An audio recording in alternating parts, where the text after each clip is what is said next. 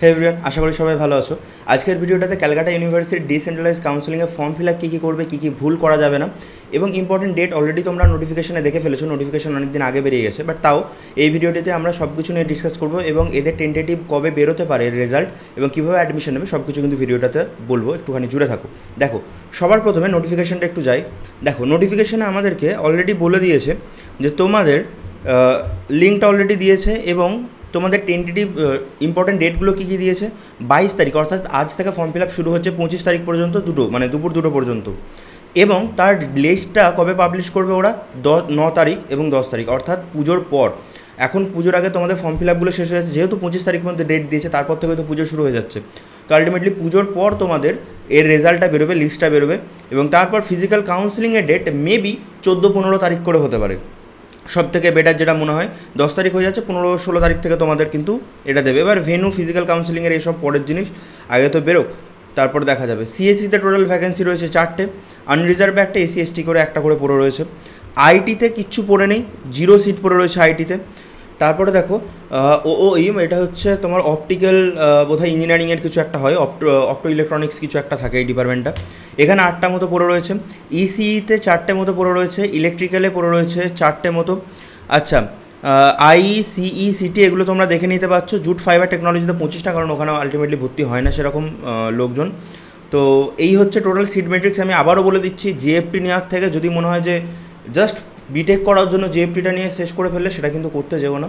1 বছর বরং দাঁড়িয়ে যাও, দিয়ে নেক্সট বছর ডাব্লিউবিএসিটা আরও ভালো করে দাও। অথবা তোমরা জিএফটি করে যদি শুধুমাত্র বিটেক ডিগ্রি থাকে, তারপর গভর্নমেন্ট জবের দিকে যাবে বা আরও মানে গভর্নমেন্টের যে সমস্ত ইঞ্জিনিয়ারিং ফিল্ডে জব রয়েছে সেসব দিকে গেলে ঠিক আছে, ইঞ্জিনিয়ারিং কমপ্লিট করার জন্য করে নাও। বাট এগুলোতে প্লেসমেন্ট বা এই জিনিসগুলো কিন্তু খুব একটা ভালো পাবে না। জুট ফাইবার টেকনোলজি থেকে কত প্লেসমেন্ট দেয়, মানে খুব একটা ভালো প্লেসমেন্ট হয় না, আমি যতদূর শুনেছি। এবার এখানে তো আর কিছু বলা নেই, এলিজিবিলিটি ক্রাইটেরিয়া তোমাদের দেখার লাভ নেই। কী কী ডকুমেন্ট তোমাদের রাখতে হবে সাথে, সেটা একটুখানি ভালো করে দেখো। এগুলো তোমাকে আপলোড করতে হবে ফর্ম ফিল আপের সময়, কারণ বাকিদের এটা কিন্তু হয়নি। বাকিদের ফর্ম ফিল আপের সময় কোনো কিছু জিনিস আপলোড করতে হয়নি ম্যাক্সিমাম কেসে। 1-2 জনের ক্ষেত্রে শুধুমাত্র ডোমিসাইল সার্টিফিকেটটা আপলোড করতে হয়েছিল, বাট এদের সব কিছু আপলোড করতে হবে।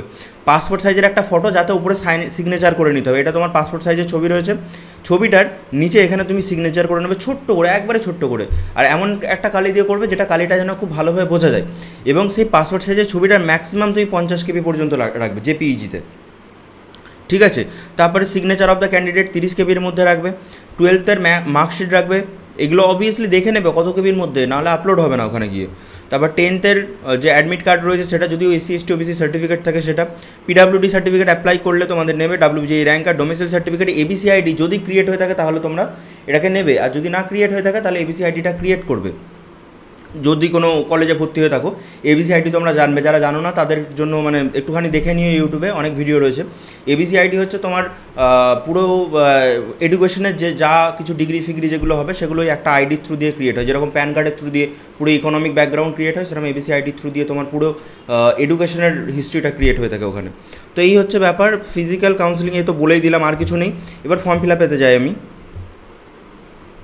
দেখো, লিঙ্কটা আমি ডেসক্রিপশনে দিয়ে দেবো, অথবা তোমরা পিডিএফ থেকে লিঙ্কটায় ক্লিক করলে অলরেডি এখানে চলে আসবে তোমরা।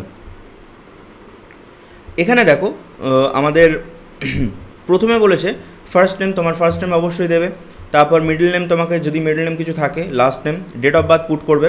ফাদার্স নেম সব কিছু ক্যাপিটালে দেবে কিন্তু, কারণ তোমরা এখানে দেখতেই পাচ্ছ সব কিছু ক্যাপিটালে অলরেডি লেখা রয়েছে, ওটা মেনশন অনেক সময় না করেও তোমরা দেখতে পাও। আচ্ছা, ঠিক আছে। তারপর এখানে মাদার্স নেম, গার্জেন্স নেম দেবে, মানে বাবার নামটাই বেসিক্যালি দেবে। ক্যাটাগরি যদি কিছু থাকে, জেনারেল, এসসি এসটি ওবিসি, সেটাকে তোমরা সিলেক্ট করবে। পিডাব্লিউডির ক্ষেত্রে এখানে জায়গা নেই, পিডাব্লিউডি আলাদা একটা সেকশন থাকে যে তুমি পিডাব্লিউডি ক্যাটাগরির মধ্যে পড়ো কি না, সেটা তখন ক্লিক করে নিতে হবে। কন্ট্যাক্ট নম্বর, ইমেল আইডি অবশ্যই দেবে ঠিকঠাক করে। ক্লাস 12-এ পাসিং, ইয়ার তোমাকে দিতে হবে।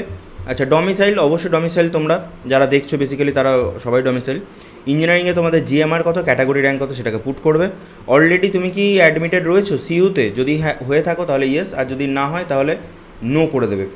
এবার তোমাকে এখানে দেখো ক্লাস 12-এর যে রেজাল্টটা রয়েছে সেই রেজাল্টের পুরো একটা ব্যাকগ্রাউন্ড দিয়ে দিয়েছে, কী কী রয়েছে না রয়েছে। ইংলিশের কত মার্কস অবটেন রয়েছে, হয়তো কেউ 80 পেয়েছো, টোটাল ফুল মার্কস কত 100-র মধ্যে। তো এইভাবে প্রত্যেকটা পুট করে যাবে। এখানে থিওরিতে কত ছিল, ফিজিক্সে, প্র্যাকটিক্যালে কত পেয়েছো, এখানে কত নাম্বারের পরীক্ষা, এগুলো করে এখানে অলরেডি একটা অ্যাভারেজ পিসিএম ফিজিক্স কেমিস্ট্রি ম্যাথের একটা অ্যাভারেজ চলে আসবে। কারণ তোমরা জানো যে কোনো জেনারেলের ক্ষেত্রে ক্যালকাটা ইউনিভার্সিটিতে অ্যাডমিশনের ক্রাইটেরিয়া হচ্ছে 60% থাকতে হবে পিসিএমে, মানে অ্যাভারেজ পিসিএম মিলিয়ে যেন তোমার 60% মিনিমাম চাই, নাহলে কিন্তু হবে না। আর এসসি/এসটি ওবিসির ক্ষেত্রে আই থিঙ্ক 50%, 50 না 45% চাই। এবার তোমরা এখানে সিলেক্ট করবে যে কোনটা চাই। কম্পিউটার সায়েন্স, আইটি তো দিয়ে লাভ নেই, কারণ আইটি নেইও তোমাদের। অপটো ইলেকট্রনিক্সে তুমি তারপর দেবে যেরকম যা ইচ্ছা যাদের, পলিমার সায়েন্স হেন তেন করে। কেমিক্যাল ইঞ্জিনিয়ারিং কিন্তু ভালো। ক্যালকাটা ইউনিভার্সিটির ইনস্ট্রুমেন্টেশনেও যে ছিলে একজন কমেন্ট করেছিলে, সেটা কিন্তু ভালো ডিপার্টমেন্ট, ঠিক আছে। তো ছেড়ে যাওয়ার আগে একটুখানি ভেবো যে আদৌ মানে ঠিকঠাক হবে কিনা। এখানে প্রেজেন্ট অ্যাড্রেস, লাইন 1 লাইন 2 যেভাবে করে আর কি ফিল আপ, সেটা করে দেবে। স্টেট, কান্ট্রি, জিপ কোড দেবে। এখানে যদি তোমরা সেমই অ্যাড্রেস হয় তাহলে ওকে করে দেবো, অবভিয়াসলি সবার সেমই হয় যতদূর রয়েছে।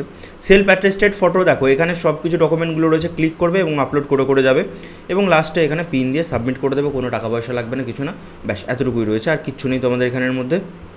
তো এই গেল পুরো অ্যাপ্লিকেশন। যদি হয়ে যায় এখানে ট্র্যাক ইউর অ্যাপ্লিকেশন করবে, এখন করে লাভ নেই, সেটা পরে গিয়ে করতে পারবে। তো এই হচ্ছে পুরো প্রসেস। এবার যখন রেজাল্টটা বেরোবে তোমরা তো জানতেই পারবে, 15-16 তারিখে তোমাদের রেজাল্ট বেরোবে, তোমাদের মেলেতে চলে আসবে, তোমাদের মোবাইলে চলে আসবে SMS। তো এইভাবে তোমরা জানতে পেরে যাবে যে হ্যাঁ বেরিয়েছে, আমার লিস্টে নাম এসছে কি আসেনি, কত নম্বরে নাম এসছে। তো টাটা, ততক্ষণের জন্য সবাই ভালো থাকো। যাদবপুর ইউনিভার্সিটি বেরোক, তারপর কথা হচ্ছে আবার।